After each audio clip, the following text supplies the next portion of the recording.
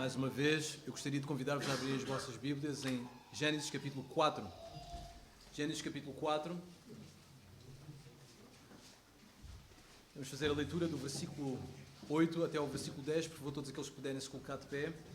Vamos ler do versículo 8 até ao versículo 10 de Gênesis capítulo 4. Diz assim a palavra de Deus, Gênesis capítulo 4, versículo 8 a 10. Disse Caim a Abel, seu irmão: vamos ao campo. Estando eles no campo, sucedeu que se levantou Caim contra Abel, seu irmão, e o matou. Disse o Senhor a Caim: onde está Abel, teu irmão? Ele respondeu: não sei. Acaso sou eu o tutor do meu irmão? E disse Deus: que fizeste? A voz do sangue de teu irmão clama da terra a mim. Senhor Deus, pedimos, Pai, para que Tu nos dês clareza, para entender a Tua palavra, dá-me clareza para comunicá-la e pedimos, Pai, para que Tu nos livres de um coração de Caim. Em nome de Jesus. Amém e amém. Podem se sentar.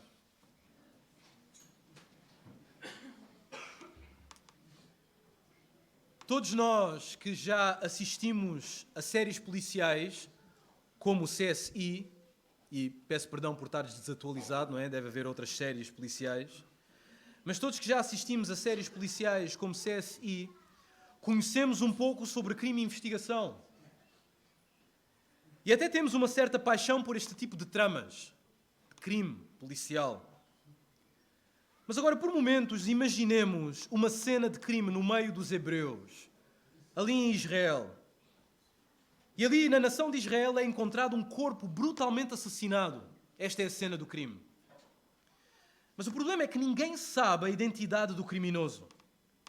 E infelizmente, naquele tempo, os judeus não possuíam a tecnologia, nem um departamento judiciário esperto em criminologia. Também não havia um laboratório especializado a nível de CSI para análise de provas. O que Israel tinha apenas era a lei do Senhor e a sua providência para poder analisar as provas do crime. Ora, eu gostaria de fazer uma nota aqui, porque eu acho interessante ver que Deus, ao entregar a lei, através desta mesma lei, Ele responsabiliza os judeus de cuidarem de situações de saúde pública, crime, pobreza e etc. Por outras palavras, Deus poderia resolver estes problemas de crime e de assassinato através de milagres, impedindo-os. Podia impedir a pobreza, podia impedir as doenças e tudo mais. Mas poucas vezes Deus o faz, e mesmo no contexto de Israel. Agora, Ele deixa estes assuntos nas mãos dos homens. Não obstante, Ele também age soberanamente por meios secundários, ou por outras palavras, pela sua providência. E dito isto, era isto que Israel tinha. Israel só tinha a lei, só tinha a providência de Deus para resolver situações como estas de crime e assassinato. E muitas vezes, e infelizmente, o assassino não era descoberto. Não sabia a identidade do assassino, não sabia quem era, como cometeu o crime, e era deixado este assassino no anonimato, e ele era deixado apenas para o juízo divino. Portanto, o procedimento de Israel para resolver este tipo de situações era muito simples. Nós temos o relato em Deuteronômio, capítulo 21, versículo 1 a 9, onde temos todo o processo legal para identificar uma cena de crime e para resolver o problema numa cena de crime. O procedimento era simples. Se fosse achado alguém morto, sem que se saiba quem o matou, os anciãos e os juízes mediriam a distância até às cidades que estivessem em redor do morto, do assassinato. Agora, os anciãos da cidade mais próximos do morto fariam um sacrifício e, acompanhados com os sacerdotes, que eram os juízes da altura, digamos, os polícias da altura, eles juravam que as suas mãos não derramaram este sangue e que não viram a derramar-se. Este era o processo. E também, igualmente, rogariam ao Senhor para que não imputasse a culpa do sangue inocente ao povo de Israel. E, consequentemente, a culpa seria perdoada, porque o Senhor é misericordioso. E se havia ignorância quanto ao assassino, nada se podia fazer. Havia um reconhecimento que havia um assassinato e Israel pedia perdão da parte do Senhor. Ao proceder destes moldes, neste CSI do Antigo Testamento, ao proceder nestes moldes, que eram retos aos olhos do Senhor, Israel eliminaria a culpa do sangue inocente. Porque Deus não suporta o derramamento do sangue inocente. Aliás, a Bíblia diz que amaldiçoa a terra. Mas agora imaginemos por uns momentos. Imaginemos que o assassino era de facto encontrado. Encontravam o assassino, encontravam o criminoso, e antes de ser justamente executado, porque a lei contemplava isto, que o assassino que derramasse sangue inocente tinha que derramar o seu, e antes de ser justamente executado, confessava o seu crime ao criminólogo. Não, nós já vimos este tipo de cena nos filmes policiais ou sérios. Que o assassino é encontrado, o criminoso é encontrado, ele está aí diante do psicólogo e do cientista e do polícia e do detetive, e ele começa a explicar como é que ele cometeu o crime. Fala das suas intenções, fala das armas que ele usou, fala de toda a história, e pouco a pouco começa a dar o perfil da sua pessoa.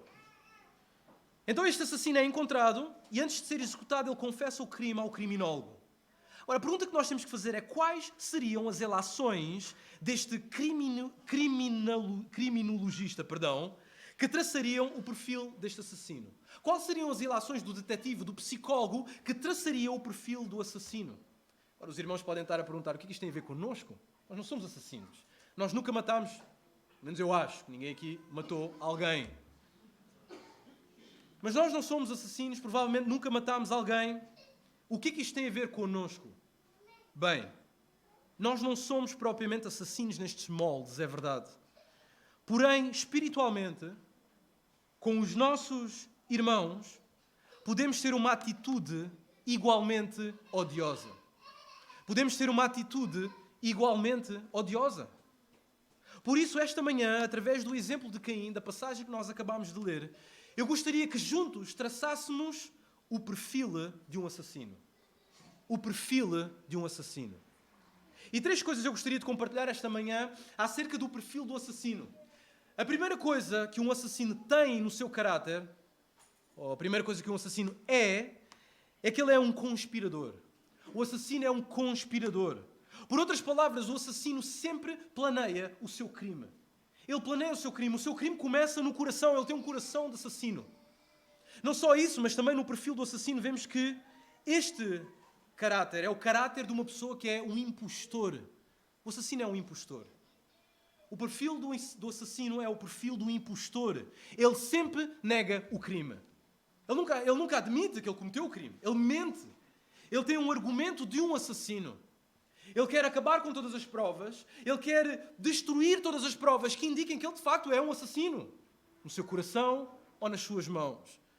Não só isso, mas também o assassino é um infrator.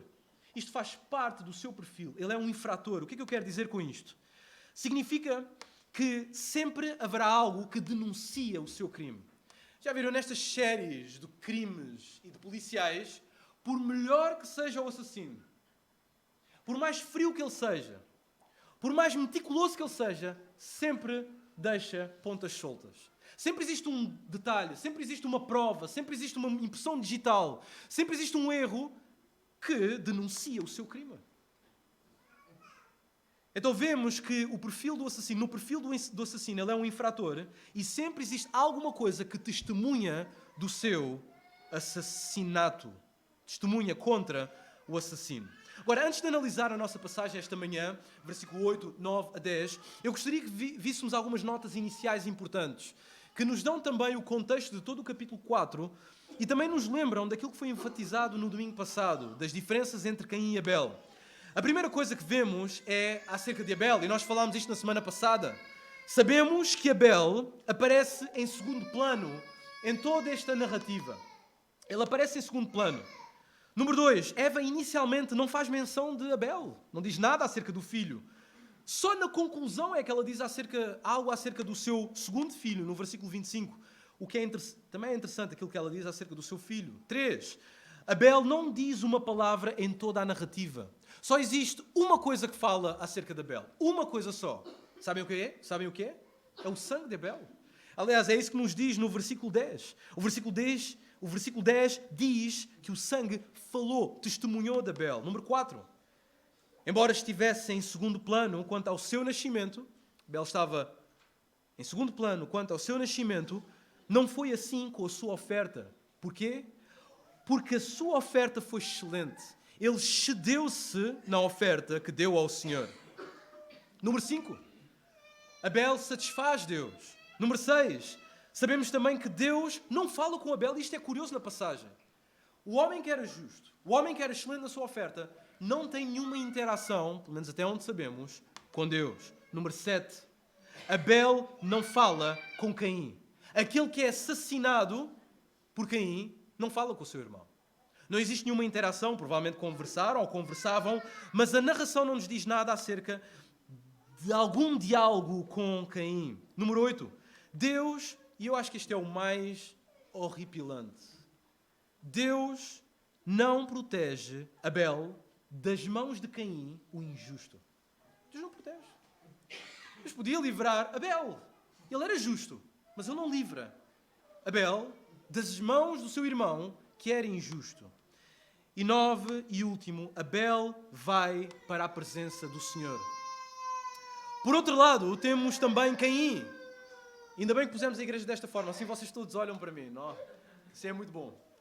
Por outro lado, em contrapartida, temos Caim.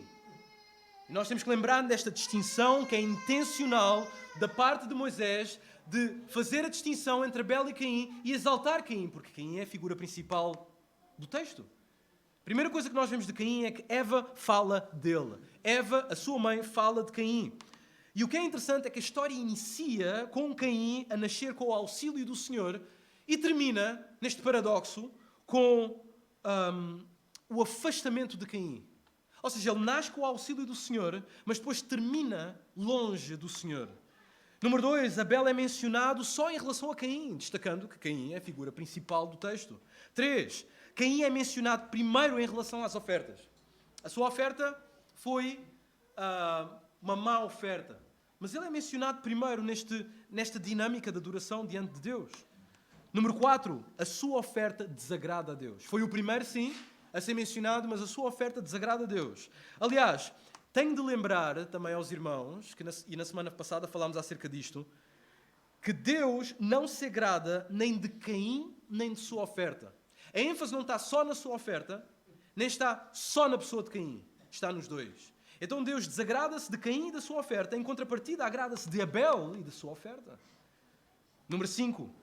A única coisa em que se excedeu Caim em toda a sua vida, nesta narração do capítulo 4, a única coisa que ele se elevou foi na sua ira contra o seu irmão.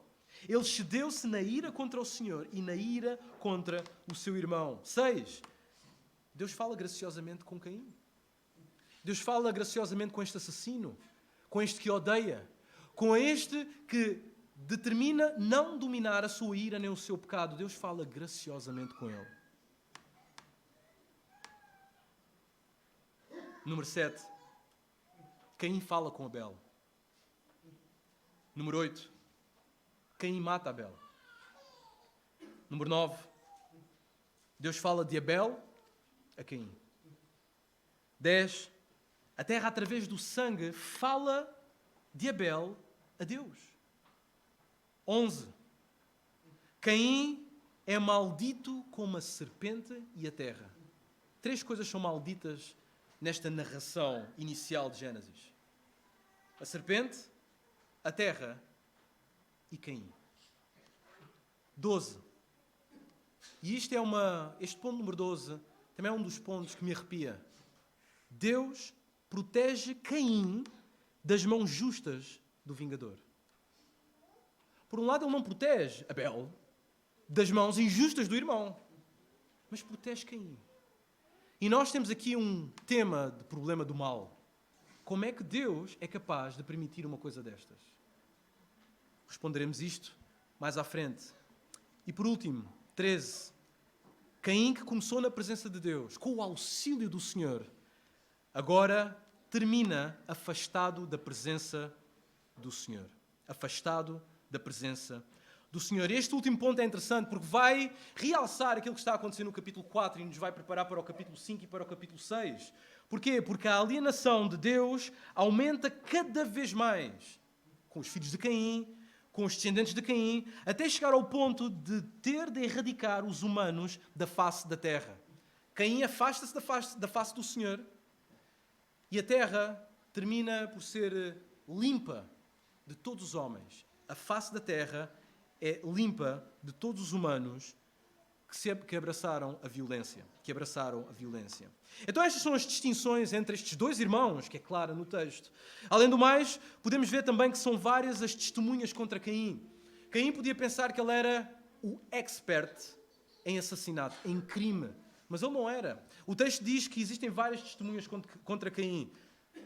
Gênesis capítulo 4, versículo 25, Eva foi uma testemunha. A oferta de Caim foi uma testemunha, porque a oferta desagradou a Deus, mostrando que havia algo já dentro do coração de Caim. Abel foi a testemunha, pagou com o seu próprio sangue. Deus foi uma testemunha da morte de Abel. A terra era uma testemunha deste assassino, Caim. A família, porque no versículo 12, um dos medos de Caim era: bem, agora se alguém souber disto, vão-me matar. Se ele estava a falar de quem? Não era só Adão e Eva, Caim e Abel, que existiam naquela altura, não.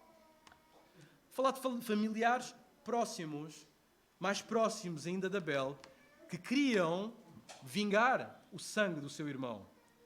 Contudo, a família era testemunha.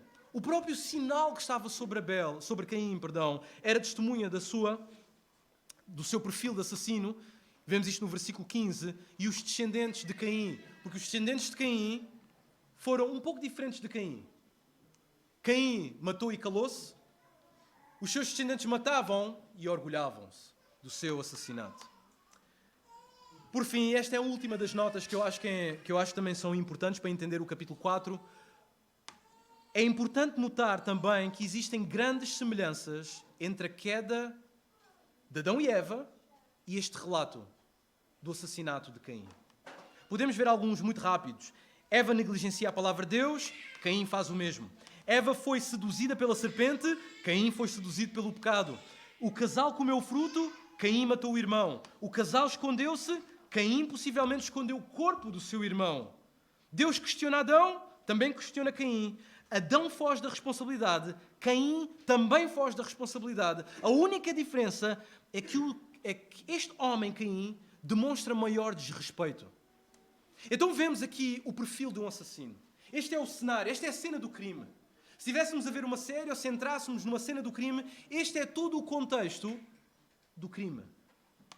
Desde o seu início do coração do assassino até à culminação do ato. Então a primeira coisa que vemos do perfil do assassino é que ele é um conspirador. O assassino é um conspirador. Versículo 8. Ele é alguém que planeia o crime, porque ele tem o coração de um assassino.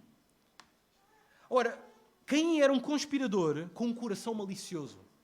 Caim era um assassino, era um conspirador com um coração malicioso. Notemos este versículo em Provérbios, capítulo 21, versículo 27. Marquem este texto na Bíblia, que eu acho que este texto dá ênfase àquilo que estava no coração de Caim naquele momento.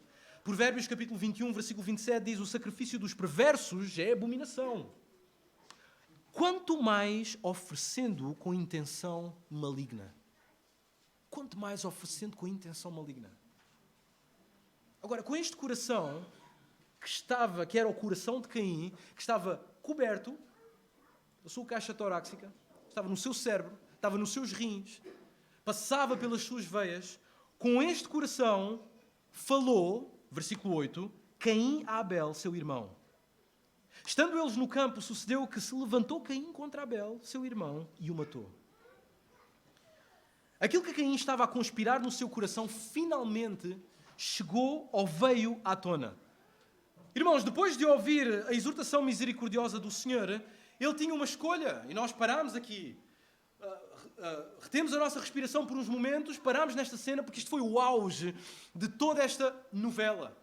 Em que Caim ouve a exortação da parte do Senhor, ele agora tem que fazer uma escolha: vou obedecer ou vou desobedecer? Sigo aquilo que o meu pai me disse ou não obedeço? Ou viro as costas ou desprezo? Realmente Caim escolheu o pior. Como o pastor Fernando disse ontem, na conferência de aconselhamento bíblico, Caim rejeitou o conselho de Deus. Caim rejeitou o conselho de Deus, porque este é o coração do assassino.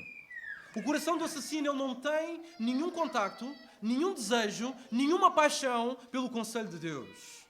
Ele vai seguir os seus desejos até ao fim. Não se esqueçam, havia uma ira descontrolada no seu coração, havia um pecado descontrolado. Ele disse, sabe o quê? Eu vou resolver as coisas à minha maneira. Então a primeira coisa que faz é falar com o seu irmão. Imaginem esta cena ali no jardim, à frente dos portões do Éden. Caim abraça o seu irmão e vai caminhando com ele, falando com ele. Agora, nós não podemos perceber o que é que ele diz porque nós estamos longe. Nós estamos com a câmara só filma estes dois homens a 15 metros de distância. E vemos que Caim sussurra no pescoço do seu irmão, no ouvido. Abel sente o ar quente do seu irmão falando no seu pescoço, enquanto ele abraça fortemente, como se fossem dois irmãos que se amam. Enquanto está ali, quem vê este cenário, provavelmente algum familiar passa e diz, vejam como se amam os irmãos. E ele diz qualquer coisa ao seu irmão. Ele fala com o seu irmão. Agora, já consegui imaginar as crianças nas planícies de Moab a perguntar aos seus pais, os pequenos hebreus, as pequenas crianças judaicas a perguntar aos seus pais, o que é que ele disse a Abel?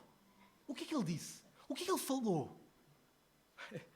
Talvez tenha contado o que Deus lhe disse nos versículos anteriores, que ele tinha que dominar a sua ira, que ele tinha que dominar sobre o seu pecado, que ele tinha que vencer dominando a serpente que provavelmente estava a falar com ele e o pecado que estava a falar com ele. Bem, nós não sabemos o que é que aconteceu. Mas uma coisa é certa. Não há dúvidas que as palavras que saíram da sua boca foram as palavras de um assassino. Ele aparentava ser um bom irmão, aparentava carinho, aparentava, se calhar, ter um amor forte pelo seu irmão mais novo. Mas a sua boca era uma boca de assassino. Vejam como é que Provérbios descreve. O Provérbios capítulo 26, versículo 24 a 26. Provérbios 26, 24 a 26. Aquele que aborrece, dissimula com os lábios. Incrível. Aquele que aborrece, aquele que tem um coração de assassino, aquele que planeia no seu coração algum crime, ele dissimula com os lábios. Ele aborrece e dissimula com o engano. Mas no seu íntimo encobre o engano. Versículo 25, quando te falar suavemente, quando te disser eu amo-te, quando te disser, irmão, há tanto tempo que já não te vejo no culto. Irmão, eu tenho orado por ti. Irmão, como é que vai a tua família? Enquanto ele tem este discurso que é sedutor, é doce, é suave, no seu íntimo encobre o engano. Ele fala suavemente. E quando ele te falar suavemente, o Provérbios diz, não te fies nele. Porquê? Porque 7 abominações há no seu coração. Não uma, não 2, não 3, não 4, não 5, não 6. 7 abominações. É uma abominação completa.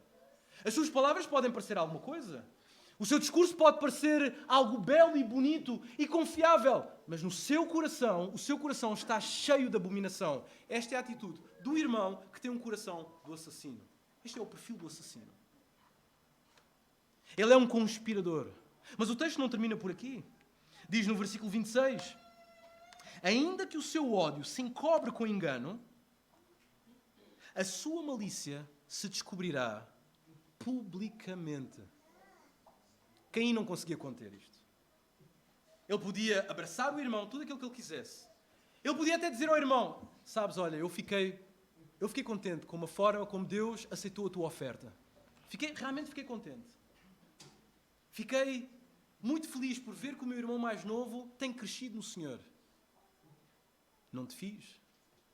Porque aquelas abominações que estavam no seu coração, por melhores que fossem as palavras, por mais bonitas que fossem, não iriam suster ou não iriam aguentar o ódio que Caim tinha no seu coração.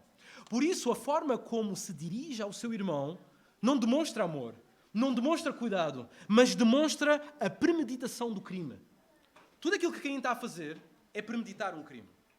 Ele está a construir o cenário, ele está a criar um contexto para executar aquilo que está no seu coração.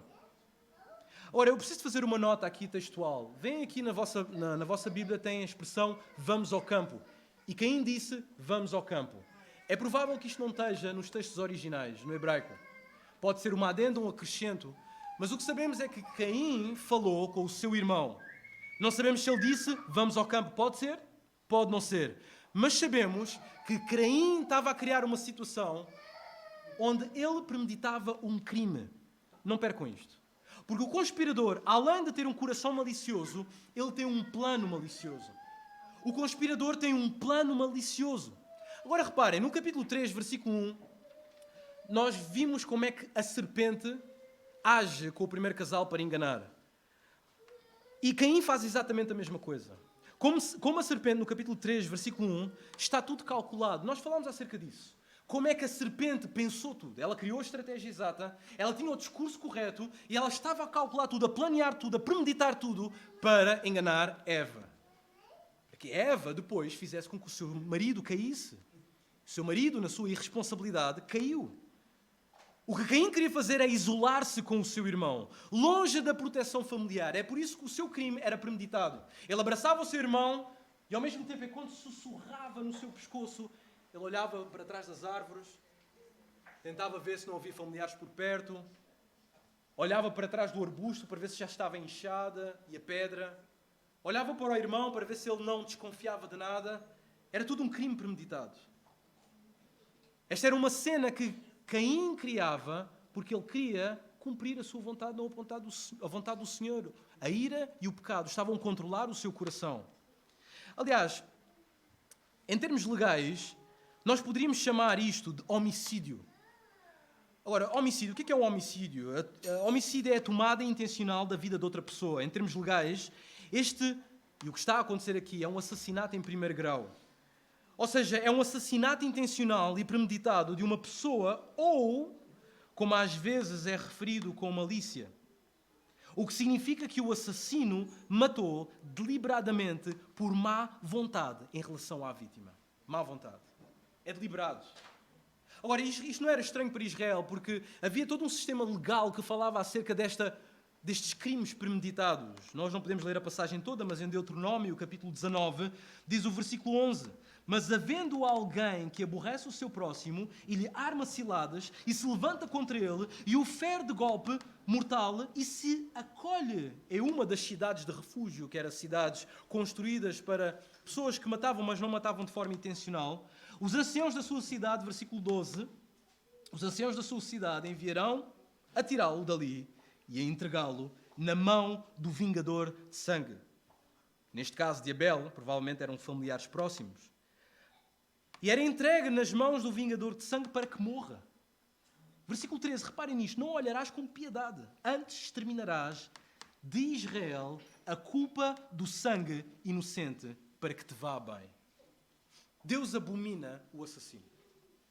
Ora, tu podes pensar, bom, Deus abomina aquelas pessoas que apertam no gatilho e matam o inocente. Sim, é verdade. Mas Deus abomina aquilo que está no coração do assassino. E todos nós estamos aqui nesta sala, somos potenciais assassinos. Então Caim abraça o seu irmão e nesta premeditação do crime, leva o seu irmão ao campo. E agora reparem, este é o campo que Deus criou e regou. Isto é a casa de Deus. Este é o planeta de Deus. Tudo foi desenhado e criado para bênção e para vida. Mas agora leva o irmão para este campo, para este Deus para este terreno que Deus regou, criou, que era o sustento de Adão, levou-o para este solo onde o próprio Caim retirava o fruto para oferecer dons ao Senhor. Ele leva o seu irmão neste mesmo terreno. Este assassino, neste mesmo terreno que Deus tinha criado, que Deus tinha oferecido, iria oferecer agora um sacrifício à terra amaldiçoada. Deus não quer o meu sacrifício, Deus não aceita as minhas ofertas, então eu vou dar o sacrifício e vou dá-lo à terra. E é isto que Caim faz. Portanto, numa ira e pecado descontrolados, o homem, que era o homem de semblante descaído, como é descrito Caim, o adquirido, era o homem que estava com o semblante descaído, frustrado, versículo 5 e versículo 6, agora levanta-se, não contra um inimigo ou um estranho, mas contra o seu próprio irmão. E aquele que estava com a cara descaída, frustrado, angustiado, irado, tem forças suficientes para levantar-se contra o seu irmão e agarrar na cara do seu irmão e esfregar na terra, dando-lhe a morte. Esta é a perversão do coração de Caim. Porquê? Porque ele é um homicida. Ele tem um perfil de um assassino. Ele é um conspirador. Ora, esta cena que nós acabamos de ver aqui, que nós estamos a ver aqui, nesta cena do crime, tem vários paralelos com a queda. Porém, Caim, diferente de Adão, ele não imita o seu pai. Não. Caim é outro nível de perversão. E ele não imita o seu pai porquanto ele não quer obedecer a Deus. Lembra-se que Adão, depois de ouvir Deus, de ouvir o juízo de Deus pelo seu pecado, Adão responde com fé. E é interessante porque ele olha para a mulher e diz, esta é vida. É vida. Caim ouve a exortação de Deus e diz, este, para mim, é morte. Ele tem os dias contados. Porque esta ira que me consome, o pecado que me consome, eu não posso deixar isto passar. Ora, todos nós pensamos, isto não tem nada a ver connosco, nós não somos assassinos, nós não matamos pessoas, pastor Jairo. Deixem-me lembrar-vos daquilo que João diz. Em 1 de João, capítulo 3, versículo 11 a 12 e versículo 15 até o 18, eu vou ler. Porque a mensagem que ouvistes desde o princípio é esta, que nos amemos uns aos outros. Não segundo Caim, que era do maligno e assassino do seu irmão. E porquê que o assassinou? Porque as suas obras eram más e este seu irmão justas. Versículo 15. Todo aquele que odeia a seu irmão, reparem, é um assassino. É um conspirador. Tem perfil de assassino. Ora, vós sabeis que todo o assassino não tem a vida eterna permanente em si. Nisto conhecemos o amor, que Cristo deu a sua vida por nós e devemos dar nossa vida pelos irmãos. Ora, aquele que possuir recursos deste mundo e vir a seu irmão padecer necessidade e fechar-lhe o seu coração, como pode permanecer nele o amor de Deus? Filhinhos, não amemos de palavras, nem de língua, mas de facto e de verdade. Viram o versículo 17? O versículo 17 diz que a melhor forma de amar é suprir as necessidades. Ora, Caim podia enganar toda a gente enquanto falava ao seu irmão suavemente. E aquelas ações, aquele vocabulário, aquele léxico podia demonstrar que ele amava o irmão, mas o apóstolo João diz, o verdadeiro amor não é por palavras, é por ações. E Caim naquele momento ele não tinha nenhuma intenção no seu coração de prover alguma necessidade para o seu irmão, nada disso. Aliás, é interessante porque 1 de João fala-nos acerca da segurança e da certeza de salvação. João fala-nos acerca de como podemos ser salvos. 1 de João fala-nos de como podemos saber que somos salvos. E é importante lembrar disto porque o amor ao irmão é uma das marcas da verdadeira salvação. Este é o argumento de João. Ele quer dizer, como é que sabes que tu és salvo? Amas o teu irmão? Aliás, ele diz isto em 1 João capítulo 3, versículo 10, ele diz, todo aquele que não pratica justiça não procede de Deus. Não termina aqui. Ele diz, nem aquele que não ama seu irmão. Não amas? Não és crente. Não és. Não há forma de explicar isto de outra forma. João não fica só por aqui, mas ele no versículo 14 do mesmo capítulo diz, nós sabemos que já passamos da morte para a vida. Porquê? Porque amamos os irmãos. Nós amamos os irmãos. Aquele que não ama o irmão permanece na morte. Está morto. A única coisa que caracteriza este irmão é o perfil de um assassino. E nós sabemos que um assassino não tem vida eterna nele.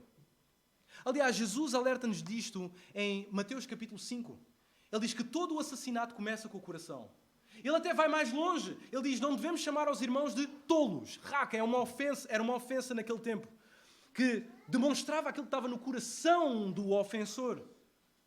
Não só diz isso, mas ele diz, tu vens ao culto e tens o problema, sabes que este irmão tem um problema contra ti?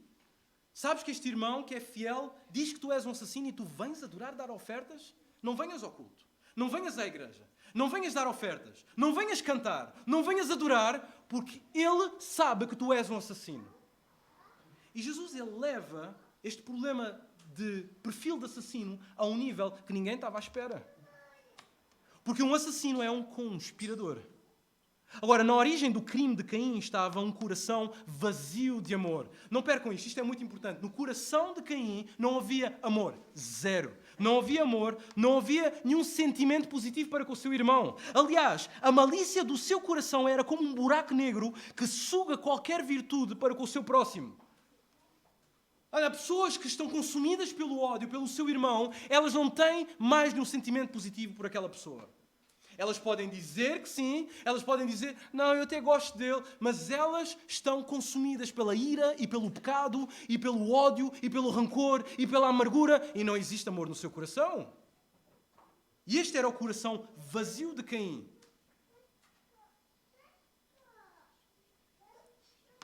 Agora, isto acontece não só no Jardim do Éden, no lugar santo, onde está a presença de Deus, acontece também na igreja. Assim como aconteceu com Caim nos portões do Jardim do Éden, acontece na igreja também. Irmãos, nós temos de ter cuidado com o Caim que pode estar alojado em nós. Este é o facto. Temos que ter cuidado com o Caim que pode estar alojado em nós. Não percas isto. Este Caim expressa-se quando não somos aceites como o outro irmão. Dizemos, eles não me aceitam como outro irmão. Então este Caim começa a sair. Este Caim expressa-se quando não elogiam o nosso serviço, mas o serviço do outro. Este Caim expressa-se quando deixam de nos atender, acarinhar ou servir, porque estão a fazê-lo com outros. Este Caim manifesta-se quando não suportamos que o outro seja superior a nós. Aliás, Filipenses capítulo 2, versículo 3 diz: nada façais por partidarismo ou por vanglória, mas por humildade, considerando cada um os outros superiores a si mesmo. Considera os outros superiores a ti mesmo. Desde quando a doutrina da inferioridade era um problema para nós, como cristãos. Nós somos, por definição, inferiores. Mas quem tem um coração de Caim, ele não suporta isto. Este coração de Caim manifesta-se quando fugimos de ajudar de forma pragmática o que sofre necessidades. Este Caim revela-se quando somos hipócritas com o irmão que odiamos. Falamos bem com ele, mas depois murmuramos dele aos outros. Este Caim também sobressai quando manipulamos histórias e situações para denegrir este irmão fiel. Alguém chega e diz assim, aquele é um irmão fiel, é? Aquele irmão impacta a minha vida. E o outro que está consumido com ódio diz, sim, é verdade, mas também não sabes algumas coisas sobre ele. Este Caim manifesta-se quando igualmente procuramos satisfação, e este é o pior, quando procuramos satisfação na queda e na desgraça do irmão fiel. Este é o coração do homicida. Ele é um conspirador. Portanto, irmãos, somos iguais a Caim quando invejamos, quando murmuramos, quando não servimos, quando vingamos, quando não estamos abertos para a reconciliação, quando retaliamos, quando desprezamos, quando denegrimos, quando fazemos todas estas coisas contra o nosso fiel irmão. O apóstolo Paulo escreveu em 1 Coríntios capítulo 13, o amor é paciente, é benigno. O amor não arde em ciúmes, não se ufana, não se ensoberbece, não se conduz inconvenientemente, não procura os seus interesses, não se exaspera, não se ressente do mal. Interessante. Versículo 6. Não se alegra com a injustiça, mas regozija-se com a verdade. Este é o amor. E no coração de Abel não havia nada disto. Vi todo o oposto. Está a pensar, qual amor? O sangue deste homem tem que cair para que eu encontre satisfação. Tem que haver vingança e retaliação. Deixa-me perguntar-te esta manhã, muito direto. Tens um coração de amor ou o perfil de um assassino? És uma pessoa que conspira, que está todas as horas a pensar, se eu tivesse a oportunidade eu dizia-lhe. Aquele encontro que nós tivermos, daqui a uma semana, eu vou-lhe dizer tudo aquilo que eu tenho para dizer. Planeias o assassinato, planeias o crime, deixas-te levar pelo ódio, deixas-te levar pelo coração do assassino. Agora, eu faço estas perguntas porque esta é uma das mensagens mais pessoais para mim. Falarei disso um pouco mais à frente, no final. Portanto, o ódio pelo irmão começa no coração. O ódio pelo irmão começa no coração. Jesus disse isto em Mateus capítulo 5, versículo 21 a 26. O ódio começa no coração. Todo o assassino começa no coração. Tudo começa dentro desta cápsula que nós temos cá dentro. Que ninguém vê. Dissimulamos com a boca, com as nossas ações, mas está lá o ódio. Então, depois de matar Abel, poderia parecer, que não havia testemunhas do crime. Caim olhou para todos os lados, não está ninguém, os pais não estão, os familiares não estão. Ele podia pensar, este é o momento exato, eu vou agarrar esta pedra, vou executar o meu irmão porque ninguém está a ver. Mas por mais secreto que seja o crime, qualquer crime, por mais secreto que seja o ódio, por mais secreto que seja a amargura, existe sempre uma testemunha. E esta testemunha é Deus. O versículo 9 diz, disse o Senhor a Caim. Então o Senhor interage com Caim. O Senhor exorta Caim. E neste momento nós vemos outra característica do assassino. Uma segunda nota que se acrescenta ao perfil do assassino. Isto é, que ele é um impostor. O assassino é um impostor. Não percas isto. Versículo 9 fala-nos acerca de como Caim é um impostor. Deus foi testemunha do crime e ele agora confronta o assassino. Ele diz, onde está Abel, teu irmão? Caim? Onde é que ele está? Agora, esta pergunta tem intenção, porque Deus é rico em misericórdia, tem intenção de forçar uma confissão da parte de Caim. Não é? E esta interação que Deus tem com Caim é interessante, porque faz-nos lembrar da interação que Josué tem com Acã. Lembram-se? Quando Josué diz que Israel não pode tocar nas coisas malditas, não pode mexer nas coisas malditas, e Acã mexe. E Josué vai ter com Acã, em Josué capítulo 7, versículo 19, e diz, filho meu, dá glória ao Senhor, dá glória ao Senhor Deus de Israel, e a Ele rende louvores e glórias, e declara-me agora o que fizeste, não me ocultes. Então esta pergunta de Deus faz lembrar esta afirmação de Josué. Não só isto, mas também recorda-nos do Salmo 50. Quem já leu o Salmo 50 pode identificar-se, ou pode identificar este Salmo nesta narrativa. Agora, neste texto, que é um Salmo de Asaf, o Salmo 50, o Senhor denuncia o seu povo. Faz uma crítica ao seu povo. Vemos isto no versículo 1 até ao versículo 7. E ele denuncia o seu povo por sacrificar sem obediência e sem fé. Nós vemos isto no versículo 8 até ao versículo 15. Agora, Deus diz que este povo, que o seu próprio povo, são teólogos impuros, teólogos ímpios. São pessoas que vão à escola dominical, vão aos cultos, estudam, mas eles são teólogos ímpios. E são teólogos ímpios porque consentem com o roubo e o adultério. Vemos isto no versículo 16 até ao versículo 18. Agora, não é só por aí que Deus fica. Não é só isso que Deus diz acerca do seu povo, porque o Salmo diz que estas pessoas, Deus diz que estas pessoas são semelhantes a Caim por causa do engano e do ódio ao irmão. Mas que agora Deus irá expô-los. Eles não admitem. Não é? Existe um discurso, um argumento de assassino. Eu fiz aquilo que eu fiz, eu paguei todas as provas, ninguém pode identificar o que é que eu realmente sou. Então, este discurso de assassino, Deus diz que eu vou expor-te. Tu não queres admitir o ódio que tu tens no coração, então eu vou expor esse ódio. Não queres admitir a amargura, não queres admitir o que é que fizeste, então eu irei expor. O versículo 19 e o versículo 20 diz, soltas a boca para o mal, diz Deus a Israel, e a tua língua trama enganos. Versículo 20, sentas-te para falar contra o teu irmão, e reparem, sentas-te para falar contra o teu irmão e difamas o filho da tua mãe. Versículo 21, tens feito estas coisas, e eu calei-me. Pensavas que eu era teu igual? Mas eu te arguirei e porei tudo à tua vista. Assim faz Deus com Caim.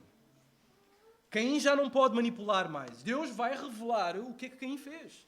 Deus vai revelar o que estava no coração de Caim. Caim não quer admitir. Caim tem este argumento de dizer, não sei. Mas Deus vai revelar. Deus vai revelar, e é isto que Deus faz com Caim. Contudo, o que me choca em toda esta passagem, e estava a falar com um irmão no domingo passado, o que me choca nesta passagem, o que gela o coração e deveria gelar o nosso, é a resposta de Caim. Caim olha na face de Deus, do Criador dos céus e da terra, do Deus Todo-Poderoso, santo, santo, santo é o Senhor. Justo. Ele olha para a cara dele, sem pestanejar, e responde, não sei. Sei lá. Não és tu que és omnisciente, tu devias saber onde é que ele estava. Ora, este provavelmente era um momento de adoração. Provavelmente este era outro fim dos tempos, onde eles vinham entregar as ofertas. Quem vem com a sua oferta numa boa, olha para o lado, não está o irmão. Deus pergunta, onde é que está o teu irmão? Sei lá.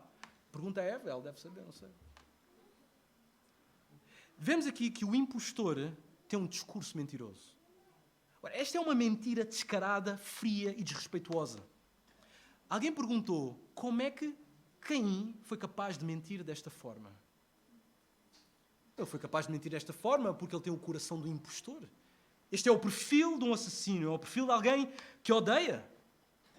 Agora, neste momento, as suas palavras denunciam o quão parecido ele é com a serpente. Mentiroso.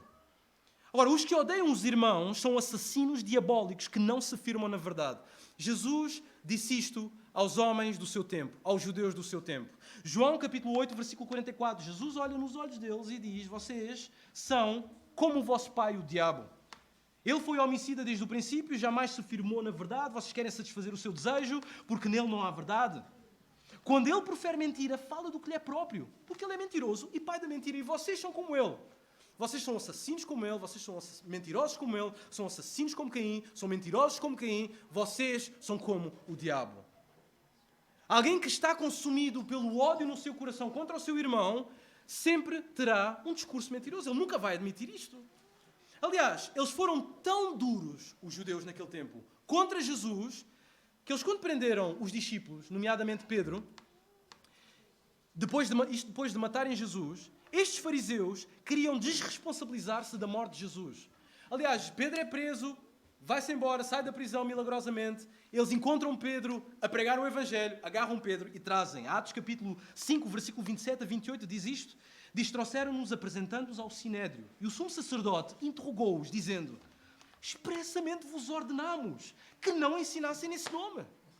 Contudo, encheste Jerusalém da vossa doutrina e quereis lançar sobre nós o sangue desse homem.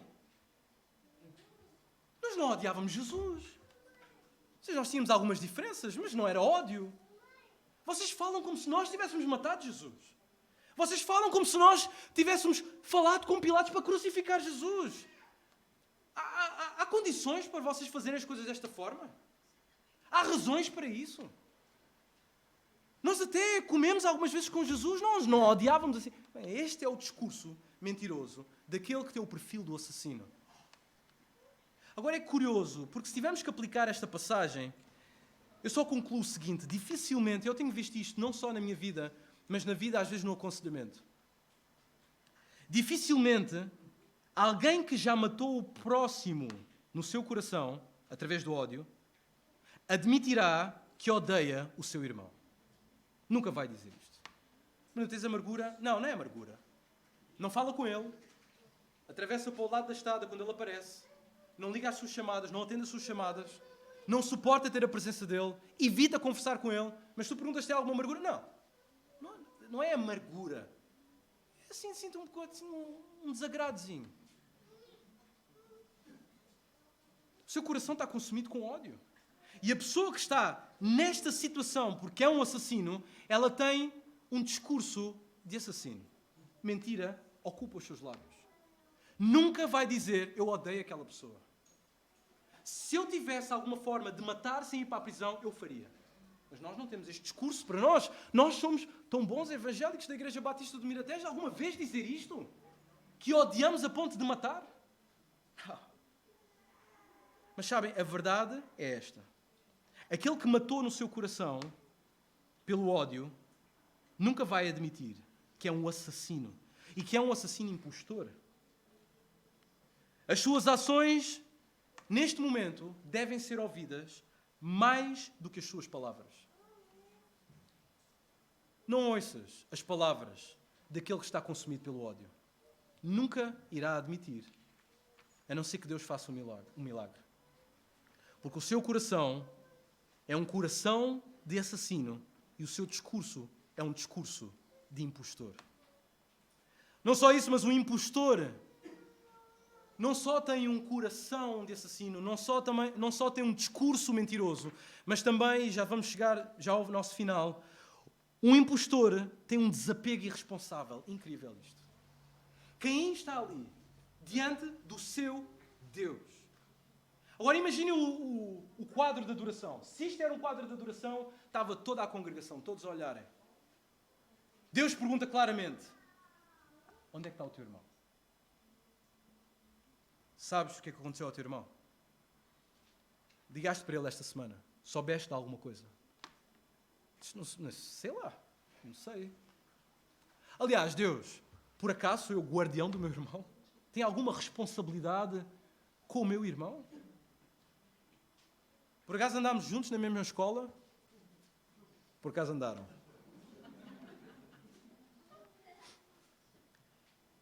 Quem diz, acaso sou eu tutor de meu irmão?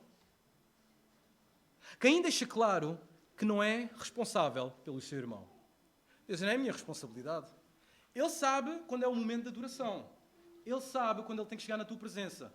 Se ele não vem, é a responsabilidade dele. Eu não tenho que andar atrás dele para ele fazer aquilo que é certo. Vejam a perversão, provavelmente, deste homem. Porque ele tinha um perfil de assassino. Então Caim deixa claro que não é responsável pelo seu irmão. É interessante porque o termo tutor aqui, ou guardião, é o mesmo usado para a responsabilidade de Adão para com o jardim. Lembram-se? Quando Adão é criado, ele dá duas funções. Cultivar e guardar o jardim. É exatamente a mesma palavra. E esta responsabilidade de Adão foi substituída pelo querubim e a espada. Adão pecou, foi-lhe retirado esta responsabilidade de guardar. Nós vamos ver depois, mais à frente, o castigo de Caim, que também foi-lhe tirada esta responsabilidade até de ser agricultor. Mas nós vemos que aqui é a mesma palavra, o mesmo termo. Logo, Caim está a agir como Adão, mas com um nível mais agravado de perversão. Certo teólogo colocou as coisas desta forma, e eu cito, ouçam, por favor. Na verdade, Caim quer dizer abertamente, não sou guardião do meu irmão. Finalmente, a palavra guarda é que se costuma usar para designar alguém que cuida de um rebanho. E a ocupação de Abel era precisamente a de pastorear ovelhas. O autor continua e diz, é como se Caim dissesse, sou eu o pastor deste teu pastor favorito? Essa foi mais uma demonstração do seu cinismo. Portanto, irmãos, assim somos nós quando privamos os nossos irmãos do amor que lhes é devido. Assim somos nós quando privamos os nossos irmãos do amor que nos é devido. Eu não vou à igreja, privamos o irmão do amor que lhe é devido. Não vou exercer os meus dons, privamos o irmão do amor que é devido. Não, eu não vou ajudar, privamos o irmão do amor que é devido. E tudo isto vai demonstrando, como uma panela de pressão que está em ebulição, o ódio que está dentro do nosso coração. Não é a minha responsabilidade. Já disse 1500 vezes. Mas no fundo, o que nós queremos é a desgraça do irmão. E Caim está-se borrifando para aquilo que aconteceu com Abel. O seu próprio sangue. Adoraram juntos, cresceram juntos, tinham comunhão juntos, aprenderam juntos, tudo juntos. E Caim não quer saber. Somos como Caim quando privamos os nossos irmãos do amor que lhes é devido. Romanos capítulo 13, versículo 10 diz, a ninguém fiqueis a dever coisa alguma, exceto o amor com que vos ameis uns aos outros, pois quem ama o próximo tem cumprido a lei. Provérbios capítulo 3, versículo 27, não te furtes a fazer o bem a quem de direito, estando na tua mão o poder de fazê-lo.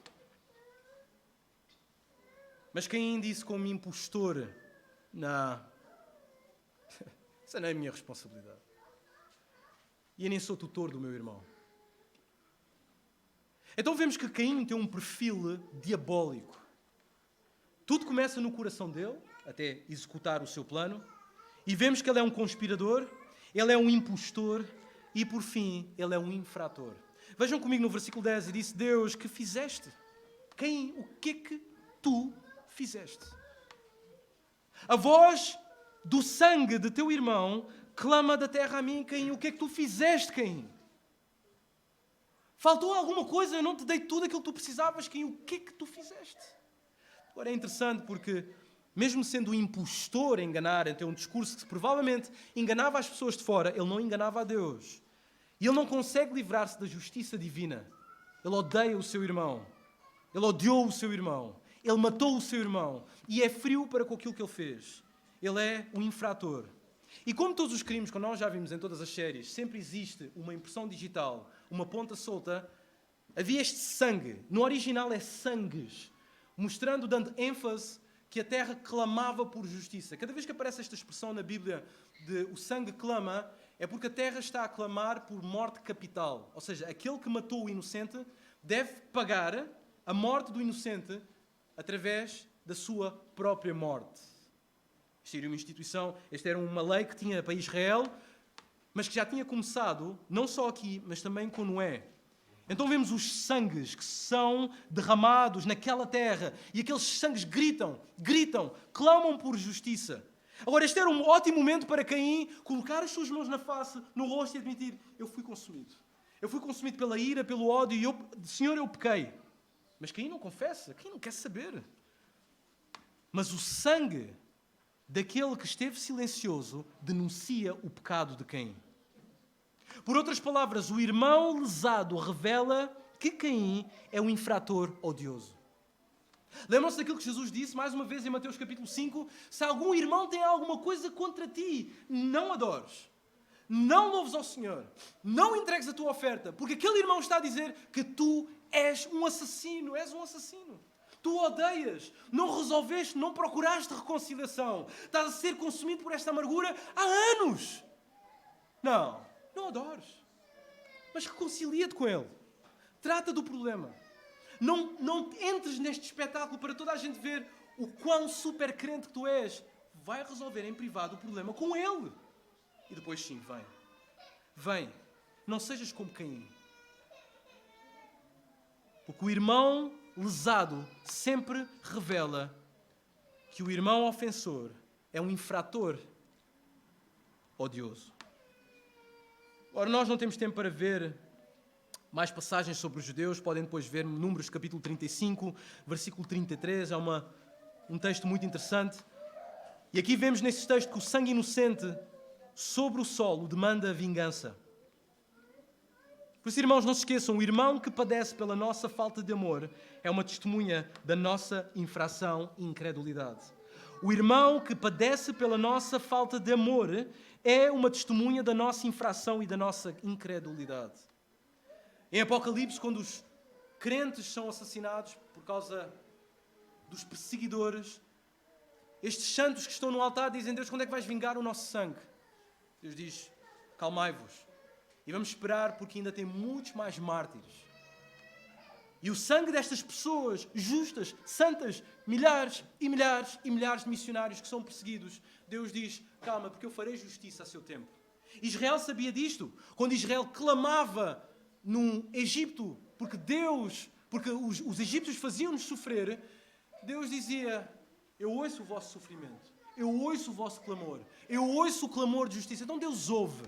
Deus não está em silêncio. Deus conhece o sofrimento. Mas como é que nós podemos aplicar esta passagem para nós hoje?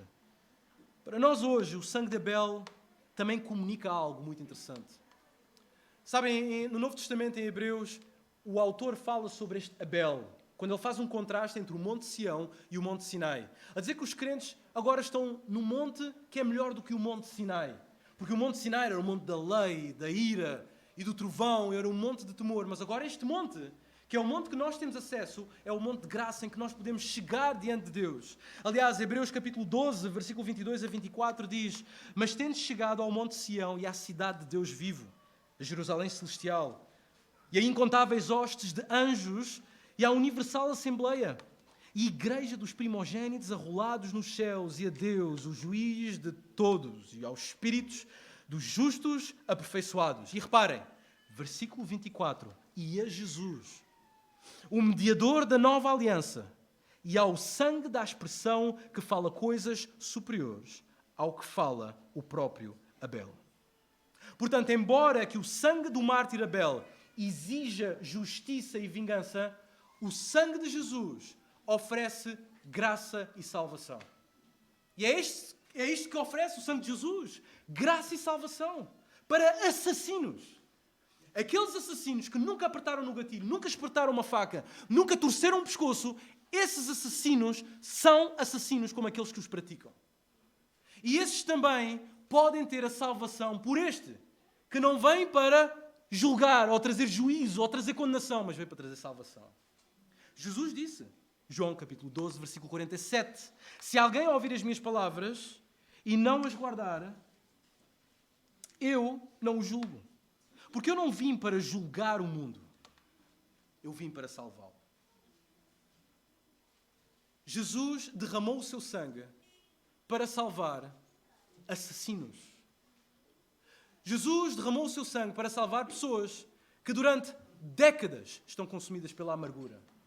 Jesus veio salvar pessoas que odeiam uma mãe que abandonou, um pai que abandonou, um esposo que abandonou, uma esposa que abandonou, um filho que blasfema, uma irmã que trata mal, um pastor que não liga. Jesus veio limpar esse coração assassino. Porque o sangue dele clama por salvação. Portanto, como Caim, o nosso pecado crucificou o inocente Filho de Deus. E hoje podemos e devemos reconhecer que somos criminosos e assassinos diante de Deus. Temos de nos arrepender do nosso pecado e crer no Evangelho. Se tu já creste no Evangelho e tens Cristo como Salvador, Ele lavou-te. Mas podes estar a passar por uma fase em que estás a ser consumido pela ira ou pelo ódio por alguém. Larga isso. Durante anos, eu tenho tido problemas com um familiar meu. E eu sempre andava numa luta. Será que eu odeio esta pessoa? Até que eu comecei a analisar com um irmão, analisar o meu coração. E cada vez que eu pensava nesta pessoa, eu pensava, quando a encontrar eu vou-lhe dizer coisas severas, porque eu quero feri-la. Esta pessoa virou-se para mim, este irmão, disse, provavelmente isso é amargura e ódio. Sabe, eu não quero que tu caias na mesma armadilha. Se tu tens Cristo como Salvador, perdoa como foste perdoado. Não entres nessa prisão. Liberta-te do ódio e da ira contra aqueles que te fizeram mal. Não só isso. Mas também se ele é o teu irmão, e se ele é um irmão fiel, mas tu tens algum problema com ele, porque é um problema teu, admite. Admite que tu é que és o assassino. Ouve o irmão. Se ele tem alguma coisa contra ti, não venhas próximo domingo aqui à igreja. Eu estou-vos a dizer, não venham próximo domingo à igreja. Resolve esta semana. Depois vem à igreja.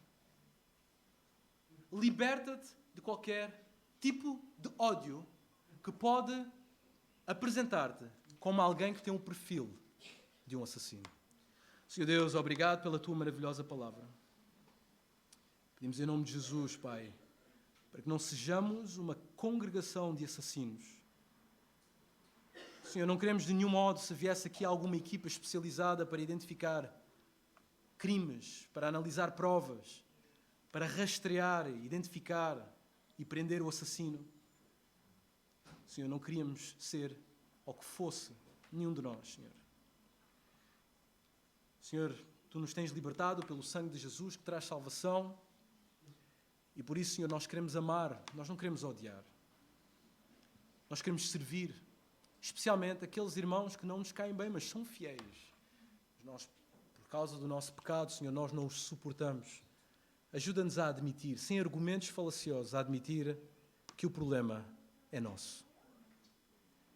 Pedimos isso em nome de Jesus. Amém e amém.